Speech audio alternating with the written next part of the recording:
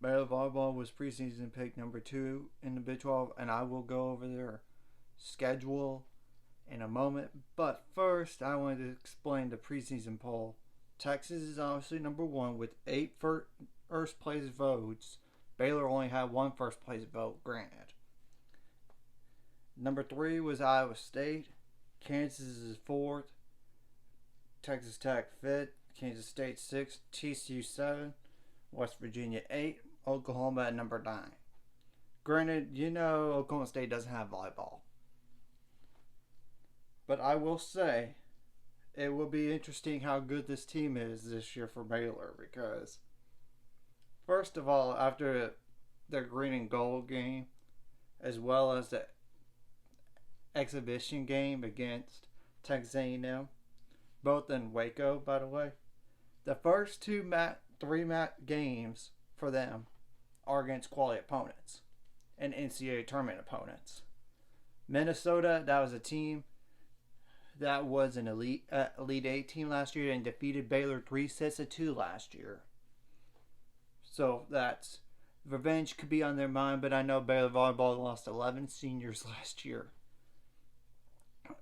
And then they play Wisconsin the next day on August 27th at 4 p.m. And the Minnesota one was at 4 p.m. as well. And they're both not at their place either. It's at a neutral site in Fort Worth. So essentially Baylor has close to home field advantage as much as possible. But, But then they play on September 1st against Pepperdine. That was a team that was around the 64 team of last year. Then they play San Diego State. That's not really an NCAA tournament team.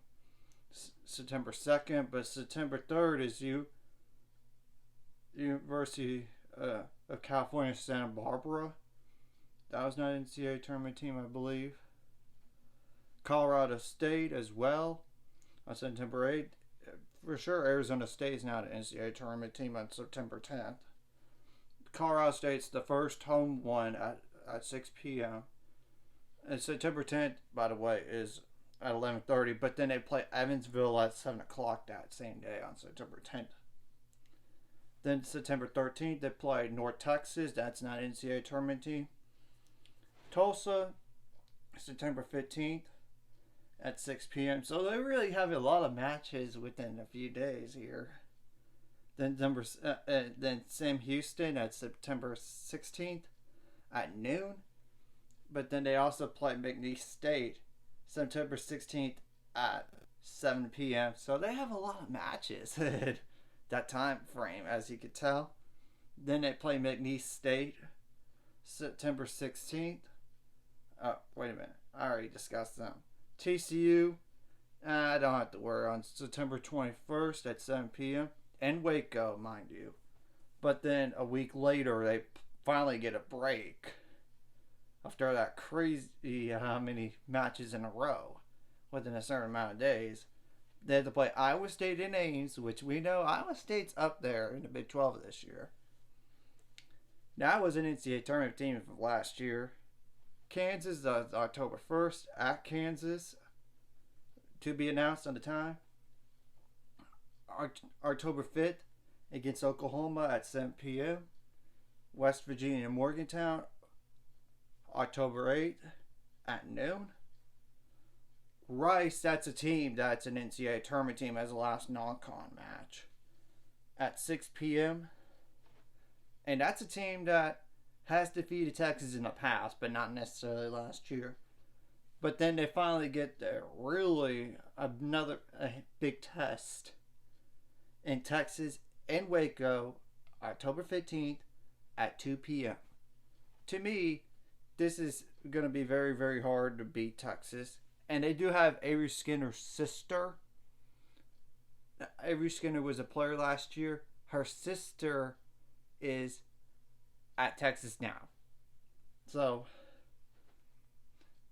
then October 19th, Baylor plays Texas Tech in Waco at 7 p.m. But October 22nd, they play Kansas State at 1 p.m. So as you could tell, they're going back to And instead of like Big 12, they have 2 matches in 2 days, just one and then go. Oklahoma and Oklahoma, October 26th. West Virginia and Waco this time, October 29th at 2 p.m. They play Texas Tech November 2nd at 6 p.m. in Lubbock. Kansas and Waco November 5th at 2 p.m. TCU in Fort Worth in the same arena as the beginning of the year with Wisconsin and Minnesota at 6 p.m. Iowa State November 16th in Waco this time at 7 p.m. Then they play Texas at Texas November 19th at to be determined. And finally their last regular season game of the year against Kansas State in Waco November 26th at 1 p.m. So, what are my expectations this year? I don't see this as a Final Four team. They lost so much from last year. But I do think their ceiling is Sweet 16 and maybe Elite 8.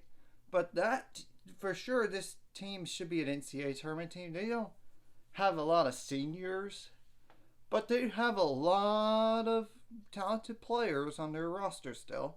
And incoming players as well, so I could very well see this team as an NCAA tournament team, but their floor, round of 64 or round of 32. So, it's fair, and they did lose both their assistants.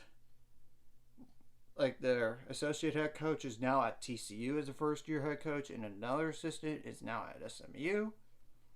So they have a new coaching staff on those two, and probably a volunteer assistant as well, I would assume. Because, volunteer assistants, after a while, they have to be gone. At least 2 or 3 years, maybe even 1 year in some cases. Yeah, they don't have a volunteer assistant technically right now, but they might list one later.